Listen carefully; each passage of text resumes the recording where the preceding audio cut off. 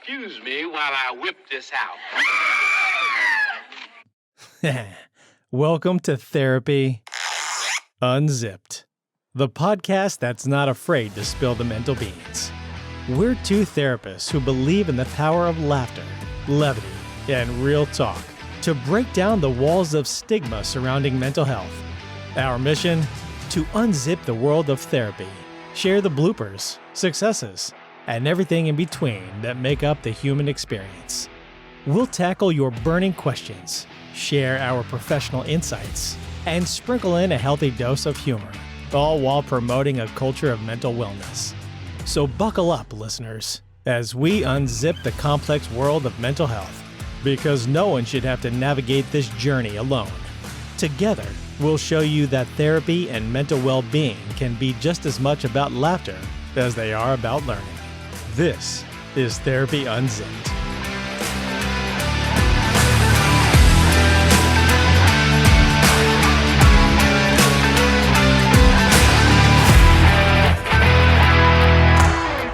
All right, we're on. We're back again for another episode of Therapy Unzipped. Thank you guys for being here and listen. Hope you enjoy the show, and please feel free to drop us some comments because they do help us improve. We have been well received and have gotten many questions, and we're excited to answer the questions for you. So help us along. What do you want? What kinds of things you want to hear? What questions do you have regarding mental health or just, living in this, crazy, chaotic world that we're living in today here in 2023? So hit us up, man. Brett, good to see you, my Nice friend. to see you, Tom, as always. How's life? Life is super fantastic. Whoa! How about that? I don't know if you can hear that. It probably got picked up on the mic, but we got a little bit of a storms here. But that's okay, I brought my own dramatic effect there, Tom. That came at the perfect time. How is life for you? Life is really good. So we had talked just briefly about it in one of the other episodes. I had finished this challenge, a sort of a mental toughness, physical fitness, healthy eating, challenge called 75 Hard. And at the end of it, it didn't seem like the end, nor did I want it to be the end. So they have a further 1 year kind of program called Live Hard. So I just continued because it's like I've developed these really good habits and I want to keep with them. Stick with it. Yeah, I don't want to go back to being the way that I was before because I like the version of myself now. It's much better than it had been, so I've been continuing with it and I feel really good about it. Well, you look great, Tom. Thank you. You're just a glimmer of yourself that you were before. Right? Yeah. I mean, Tom lost 38 pounds at last, he told me. So congratulations. Can you believe that? So I'm feeling really good about that anyway. Congrats. And I've read a lot of really good books Mm-hmm. and developed some time management skills, which has always been a challenge for me. And if I can do it, I mean, shit, anybody can do it.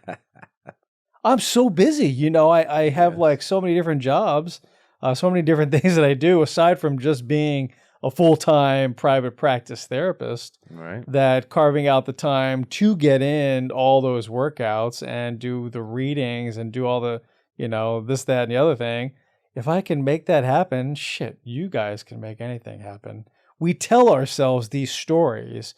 I can't do this, or I can't do that, or I'm never going to be able to do that, or that seems too hard. Well, fucking shut that goddamn voice up, Right.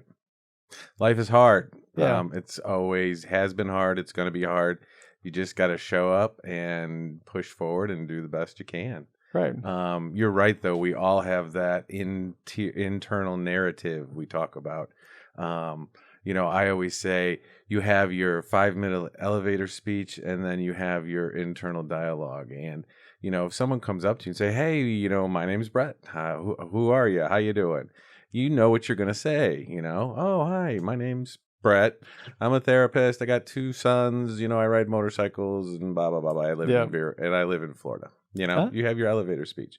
You also have that internal dialogue, and that's usually not the nice one. It's like, you're lazy, you're a piece of shit, you're not working hard enough. Get your ass out. I like that guy. Right, that guy's not fun, but we all have that internal dialogue, and it's usually very critical. It can be very self-critical, but know that you are the one that wrote that narrative, just like you wrote the 5-minute elevator speech. You wrote your internal dialogue. You are the author of it. You are the only one that can edit it. So I encourage my patients, write that down. What is the internal dialogue that you want for yourself? How are you going to change that? And I encourage people to write it out, put it on a piece of paper, stick it on the refrigerator, stick it on the visor of their car, read it all the time. Change your dialogue. You're the only one that can do it. If you don't like your identity now, who you are, then you have the ability to change that. You're the only one that has the ability to change that. Touche, absolutely. So why not change that? If you don't like the direction you're headed, and if you don't feel like you're going to achieve those goals that you want, that you've set for yourself based on the things you're doing now, today, then change those things, man. You'd start doing something different. I think a powerful message that I received a while back, and I want to share this with our listeners, is that if you really want to make lasting change, you have to identify who it is that acts the way that you want to act. So I'll clarify that. If you want to be, or if you want to quit smoking, let's say. Right now, if you're a smoker, you identify as a smoker.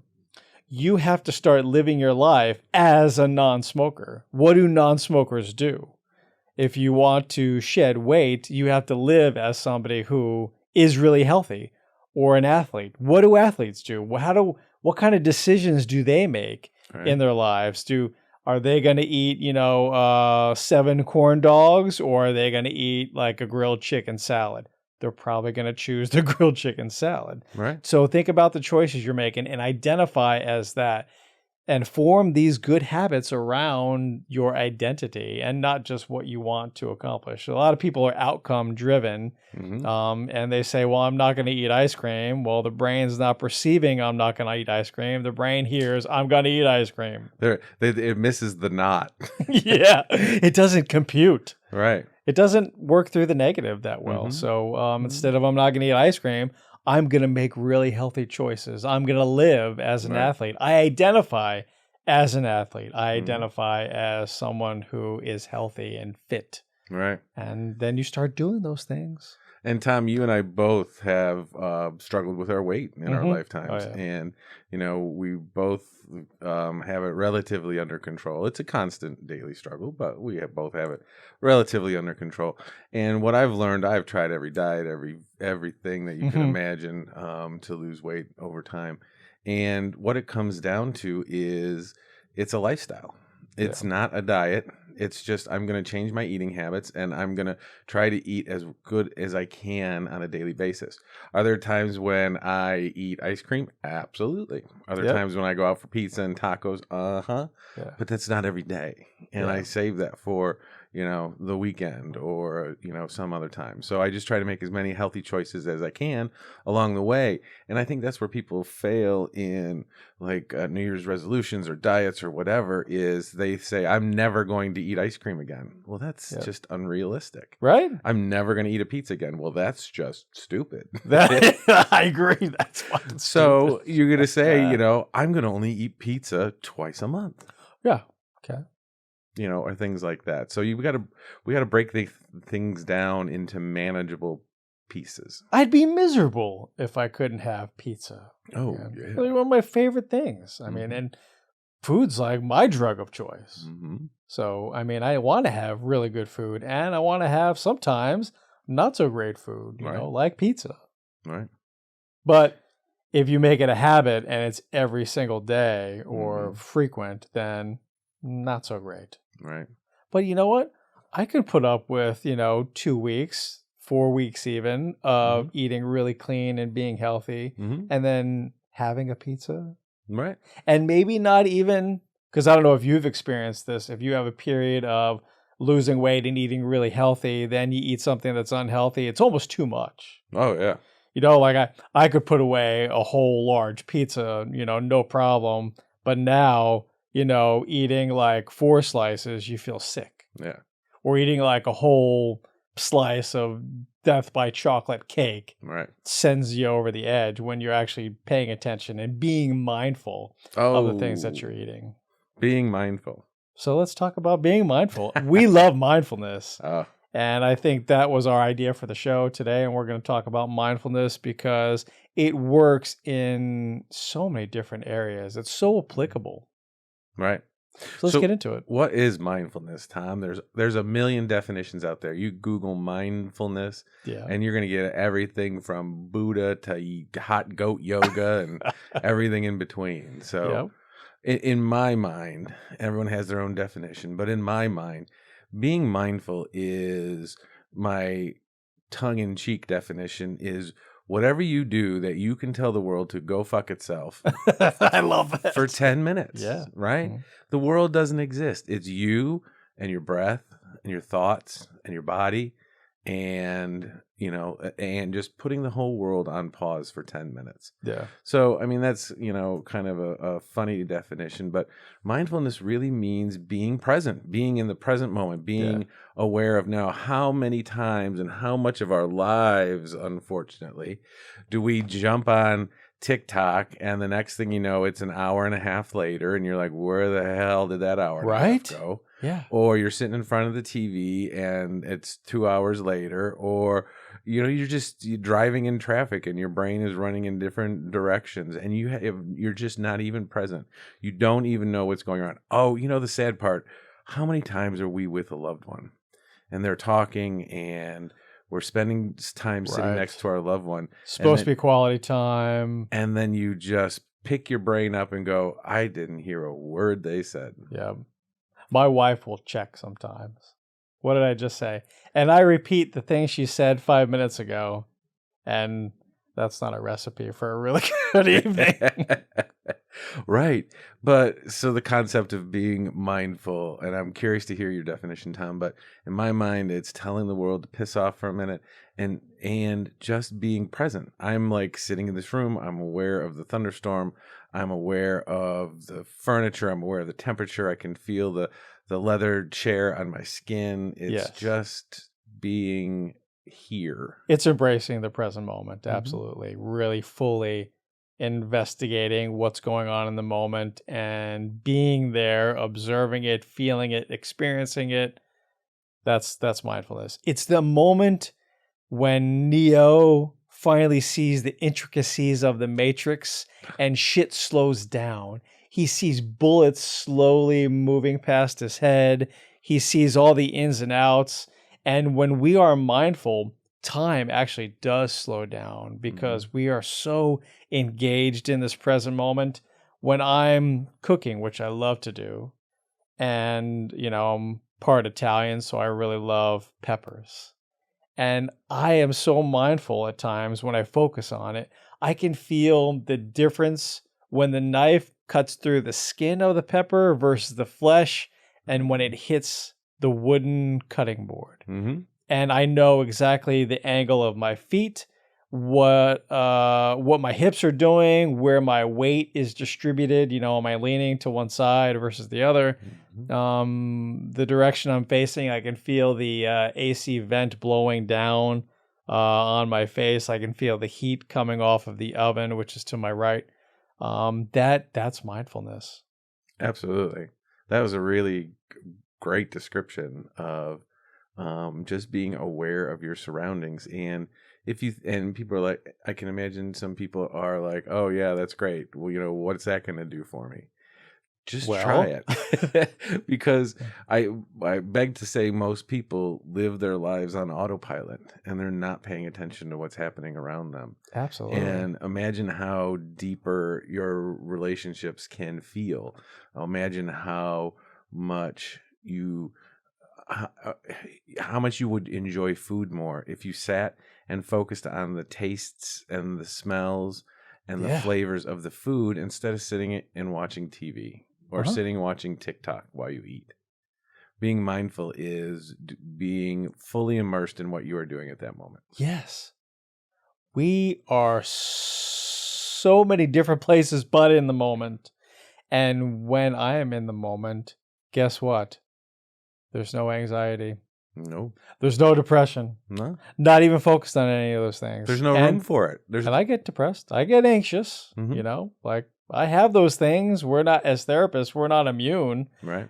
To mental health challenges. So, but I notice when I'm in the moment, when I'm present, whether it's with my wife or our dogs or when I'm with clients, when I'm fully present, they know it. They feel it. There's a difference. If I start to zone out, which has happened, hello, I'm a human. I zone out. Damn you. And one of the most dangerous things has been taking my notes on the iPad because, the iPad's fucking connected to the phone and all that. So emails and texts are coming in and all of a sudden somebody is talking and I'm like I'm not even there. I'm like, where the fuck am I? Oh shit, I'm doing a session. Right. So I have to I know this now. I have to put the damn iPad down. I can take my notes a little bit later, or I can put something in, type a couple of sentences about what they're discussing, so I can refresh my memory and do the note later. And I put the iPad down on the ground or leaning against the bookshelf because I get so easily distracted that I want to be present. But when you are present for people, they know it, and when you're not, they know it as well. Right.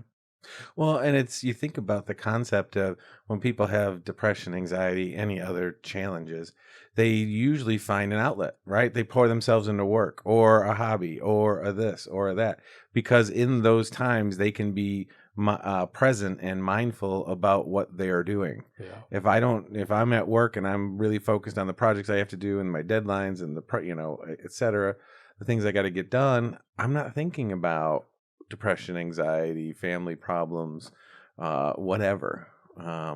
So, if we can use that time like we do at work, we can certainly do that time for ourselves and in our personal lives. Yes.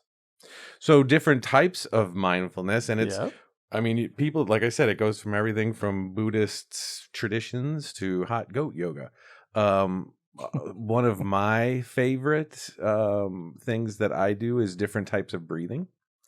There's different like box breathing, or there's different types of breathing, or just focused breathing.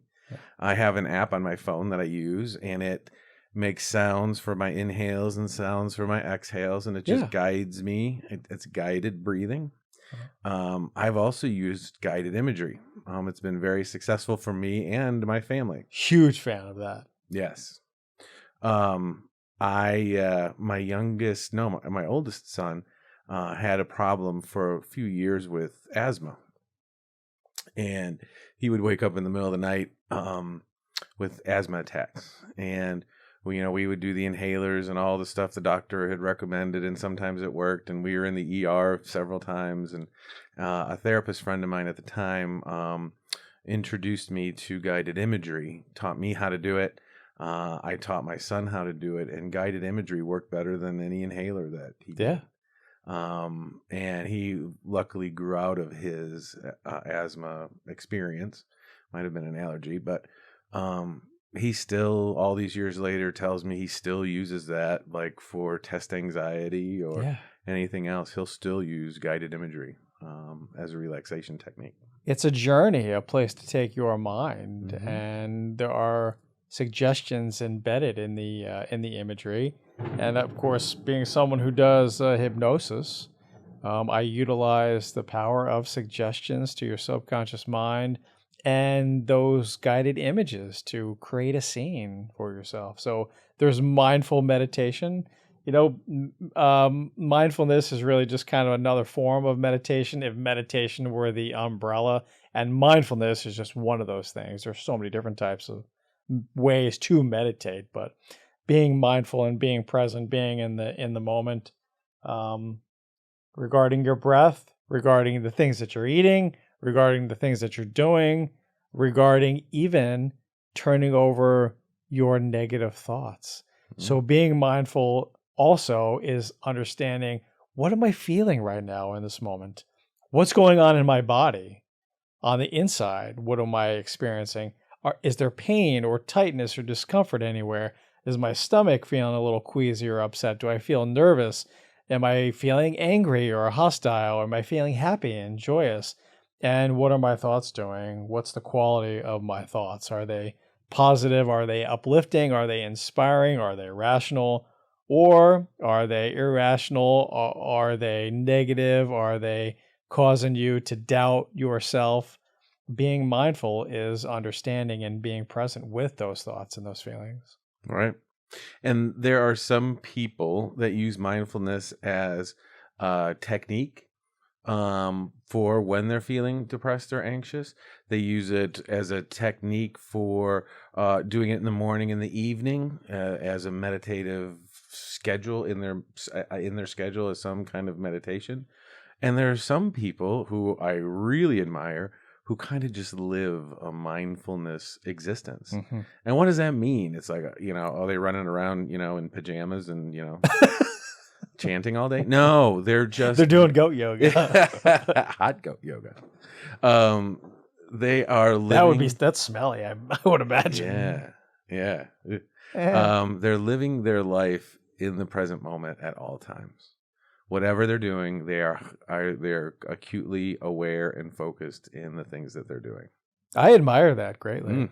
I try Absolutely. to be that way, but I get derailed. I have to bring myself back. But the more you practice it, it's a skill, Right. the better you get at doing it. Mm-hmm. Here's a technique I wanted to share. It's probably one of the first techniques that will come up if you Google mindfulness. But I share it with each and every one of my clients because it's easy to remember, and it's called 5, 4, 3, 2, 1. Mm-hmm. So if you utilize your 5 senses, that's probably the quickest way to bring you into the present moment. So the 5, 4, 3, 2, 1 is such as name 5 things you can see, 4 things you can touch and what they feel like, 3 things you can hear, 2 things you can smell, and 1 thing you can taste. Now, if there's not any beverage or food anywhere nearby, don't go licking the walls to taste them. You don't have to do that one. We are living in a pandemic era, Tom. Yeah. We don't lick doorknobs. Or sidewalks or anything like that. The gum is not free candy. Right? Was that Elf or whatever? Right. Oh, yeah.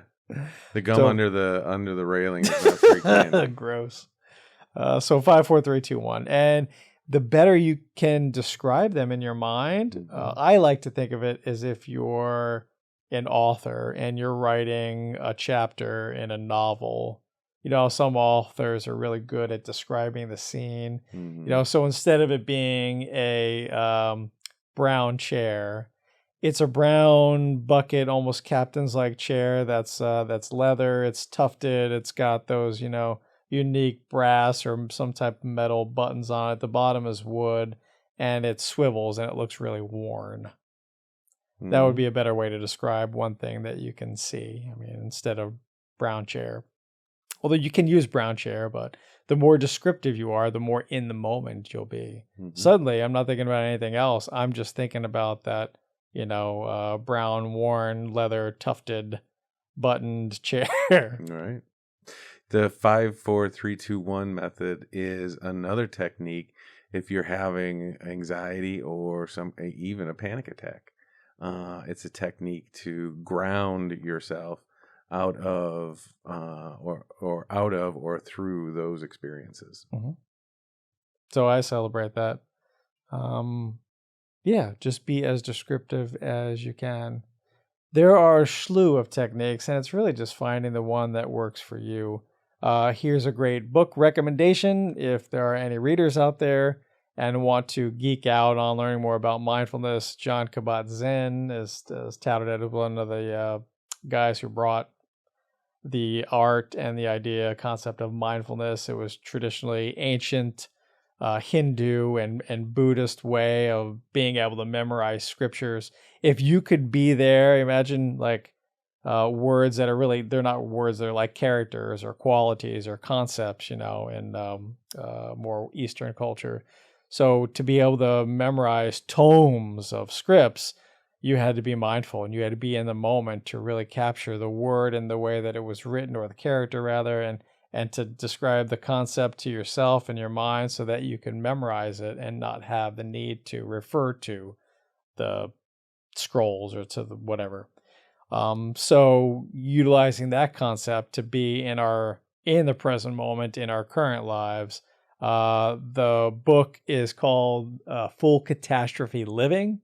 So it's been out for, I don't know, 20 some odd years. So if you're interested in that, to learn more about it, please check that book out. I highly recommend it. Sounds good. I have not read that one, Tom. Thanks, Tom. Now I have something on my list. Something else to take a look at. But there's a bunch of different books. I mean, Sure. just because I mentioned that one doesn't mean that that's the end all and be all, please do your own research. In fact, I want people to engage more in critical thinking. Get information from lots of different sources. Just because you hear us talking about it doesn't mean that, like I said, that's the tried and true method or exactly the information that you need. Maybe it's helpful. Listen to some other therapy podcast or do your own independent research. Look at TikTok, Tom. Everything on TikTok is absolutely true. No, I mean, I love TikTok, but get a lot of different sources and come and draw your own conclusions. For sure. We could have a whole show on just critical thinking and how to do that. Well, what is it? Common sense ain't so common. Right. It is not common. Yeah. How about a question? Yeah, we got some questions. We actually have a bunch of questions now. So I don't know how many we'll get through, but I'm so grateful that you guys are sending in your questions. Please continue to do that, and we'll eventually get to every one of these questions. How fast things are building. So this is great. How about this? Well, this is perfect. How can mindfulness meditation help in managing anger and irritability? Wow. Perfect. They just lobbed that one in. Chris from Austin. It's a cool city. Never been there. On my list. How do you use mindfulness with anger? Well, mindfulness works for every situation, number one. Anger is always such an interesting emotion for me as a therapist. Because most people lead with anger. Anger is what we call a leading emotion. It's powerful. It's powerful. It's identifiable. It gets your attention. It's physiologically based. When you're angry, your heart rate increases. Your blood pressure probably increases. Your posture stiffens. So it's a leading emotion. Are people always angry when they display anger? No. They lead with anger because other emotions are not comfortable. Correct. It's hiding thing. It's hiding. It's the Halloween costume of emotions. Yeah. Exactly right.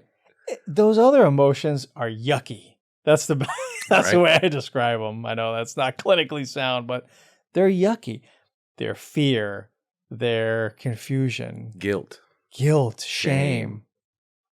Those are the emotions we don't want to feel. So we allow the anger to take control because it's powerful, because we can do things with it. We can react in situations. Better to be angry when we're in that fight or flight mode, because then we feel like we have more agency and we can do something about it. We can fight back or we can get the fuck out of the situation. Right. So anger helps with that. However, people lead with anger too because they want you to shut down. Yes. They want you away from them. Yeah, get away from me. Get away from me. Don't get in my business. Yeah. Don't talk to me. It is a shutdown emotion. However, it perpetuates more anger and hostility. Mm-hmm. And we've talked about with depression, irritability, particularly in adolescence, is the leading symptom of depression, anger and irritability. Yeah. So it can be the anger is masking you, not all the time, but it can be something else. And so you don't need to sit with a therapist, but when you find yourself getting angry, start asking yourself those questions. Why am I angry? What about this situation is really capturing my attention right now? Yeah. We know that our emotions come from our thoughts. Mhm. Even if it's an automatic thought and we don't realize we had it, our emotions are a direct product of what we are thinking in that moment. Right. If we're triggered and there's a thought that comes up that even, like I said, we didn't know what had happened, we didn't know where it came from, or that we're having a thought, you're having a thought. Mm-hmm. And that's why you're feeling the way. And if you have a negative thought, you're going to have a negative emotion. So how can mindfulness help when you're angry or irritable? Well, aside from using drugs, because they work, that's one of the dangers of addictions, is that drugs instantly change how you're feeling.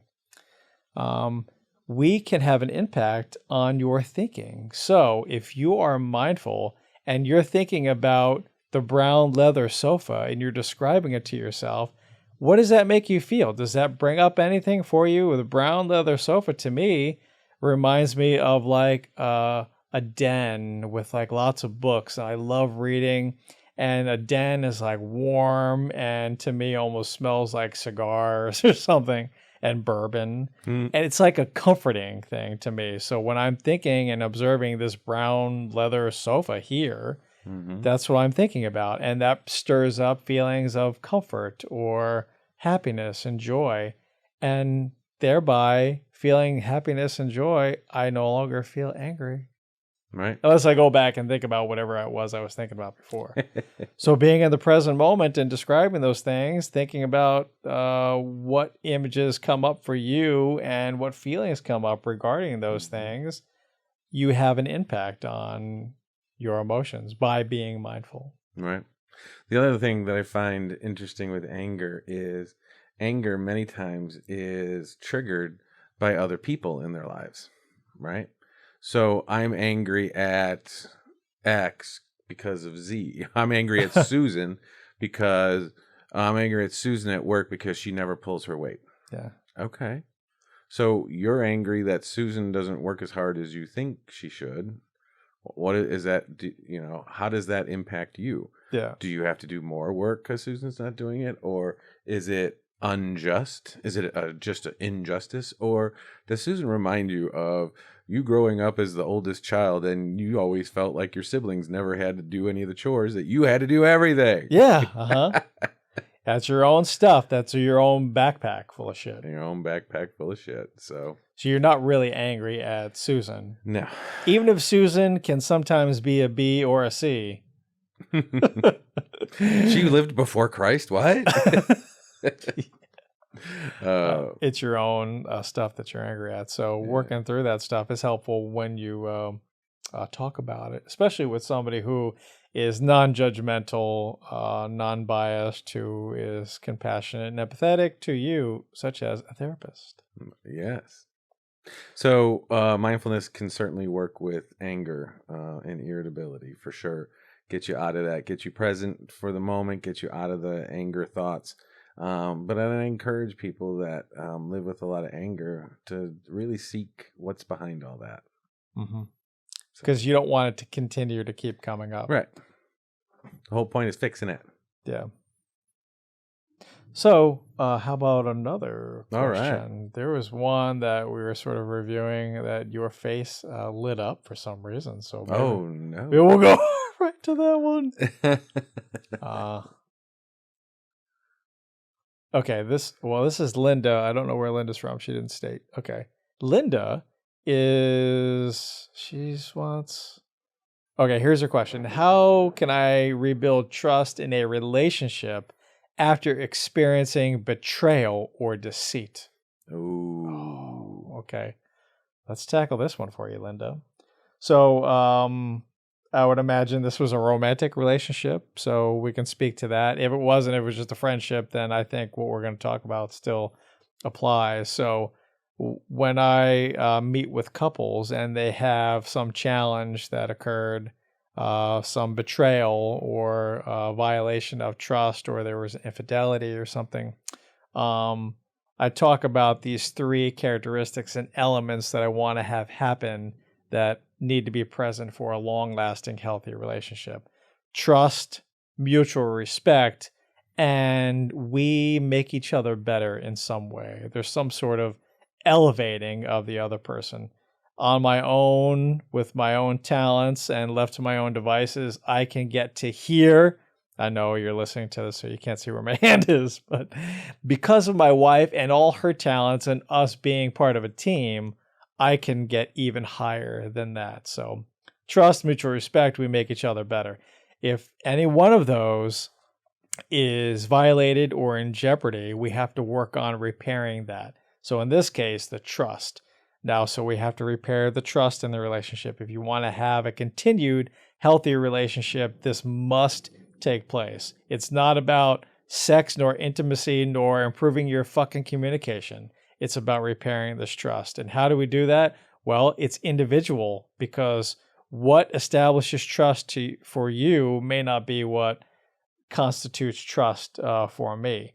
I tend to trust people at face value until they prove me wrong. Linda may have had a bad experience with somebody where you're not trusting until they show you that they can be reliable and dependable over a period of 6 months to a year. So you have to identify what it is, what it looks like when somebody is trustworthy to you. And then you have to discuss with your partner or with this other person in the relationship, how are you going to fix that? How are you going to show and demonstrate to me that you can do these things, whatever those things are for you? Really, really profound, Tom. And I 100% agree. The other thing that has to dissipate is, and I don't work a lot with couples. It's not my thing. I end up doing it occasionally because it has to happen that way. But the other thing is, if you really want to repair a relationship, you have to get away from the punishment.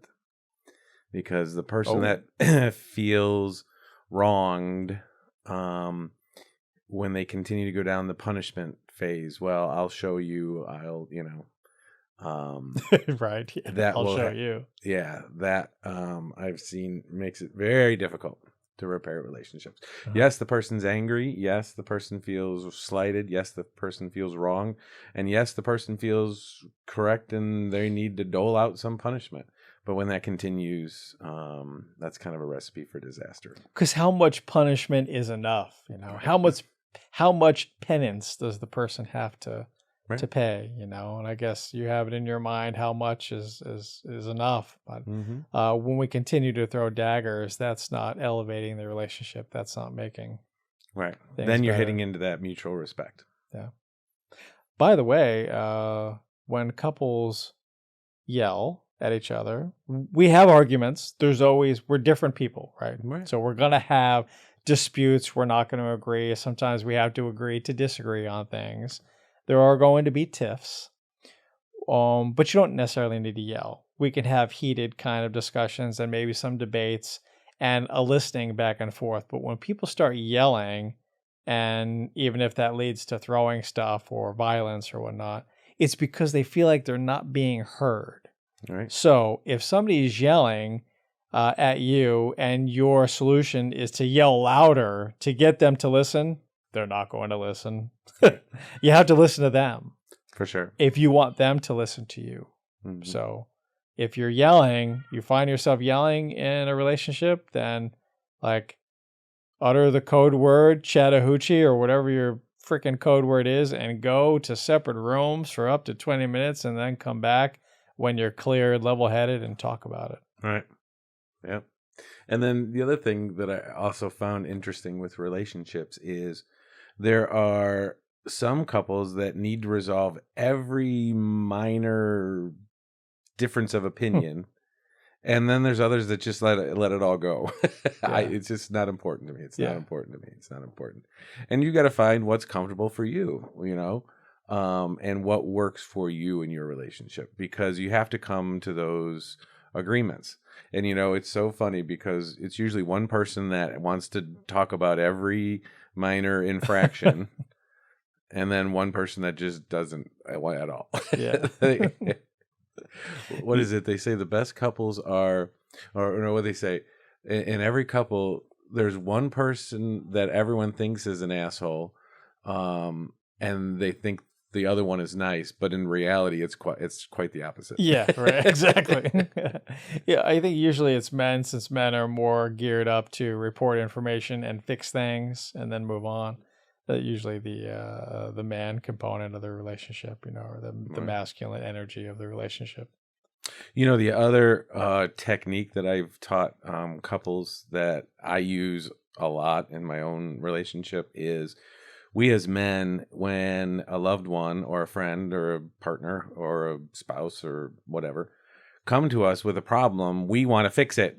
We're men, we're fixers. That's what we do. We're going to fix it. Yep. And if we can't, we take it very personally. Right. We are the fixers. Well, a lot of times, people in our lives, they don't want us to fix it. They can fix it themselves. Yep. They just want us to listen to them. Yeah. So when... Wait, say that again. Because I think some people need to hear that again. Right.